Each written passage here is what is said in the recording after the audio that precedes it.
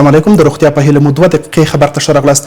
د افغانستان اسلامي امارت مشرتابه وایي په ګمرکونو راټولېدونکي محصولات بیت المال دي، بې ځایه مه مصرفوئ. د اسلامي امارت مشرتابه د مالیې وزارت د مسؤلینو لپاره په جوړ شوي 2 ورځني اصلاحي او ورځني سیمینار د ګډون پر مهال بېلابېلې سپارښتنې کړي دي.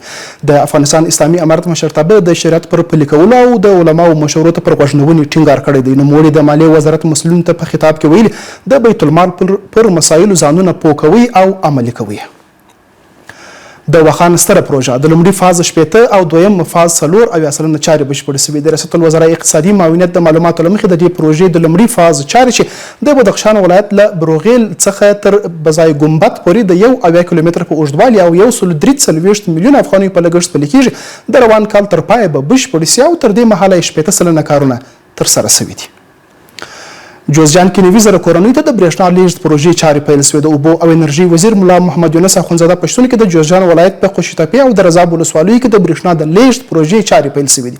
دا پروژې د شاوخوا 1.8 میلیارډ افغانیو په لګښت پلي کېږي چې له بشپړېدو وروسته به 90,000 کورنیو ته منظمه برېښنا برابره کړي.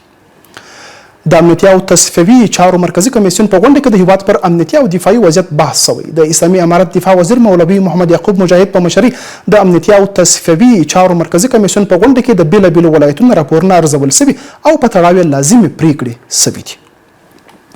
او امریکا وايي پر ایران د اعظمي فشار تګلارې ته دوام ورکوو. د امریکا د خزانې وزیر اسکاټ بیسنټ وايي واشنګټن به پر تهران د اعظمي فشار تګلارې ته دوام ورکړي او هر هغه شخص بیړي او یا بنسټ به تحریم کړي چې تهران ته د غیر قانوني مالي او سوداګریزو لارو په برابرولو کې رول ولري.